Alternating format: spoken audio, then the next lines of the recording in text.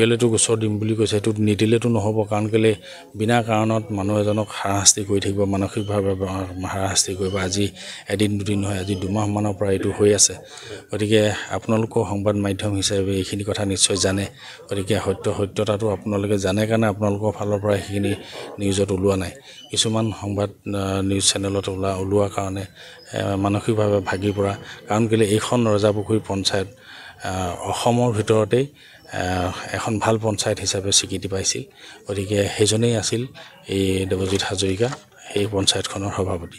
গতিকে তেনে এটা কাম সেইজনে কৰিব বুলি আমি নাভাবোঁ। কিন্তু যদি কৰিছে, এইটো আগৰ পঞ্চায়তত থাকি যোৱা এজন কি বুলি কয়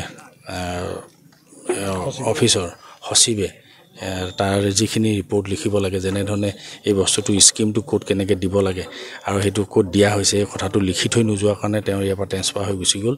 লিখি থৈ নোযোৱাৰ কাৰণে তেওঁৰ গাত এই দুখটো জাপি দিয়া হ'ল। আৰু সেইকাৰণে এই এটা তদন্ত হ'ব লাগে, যিসকল নিউজ চেনেলত এইটো ওলাইছে।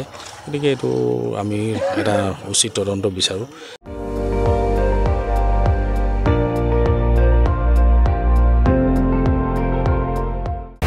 আপুনি চাই আছে ND24, সৰ্বশ্ৰেষ্ঠ নহয়, সৰ্বোত্তমৰ দৌৰ।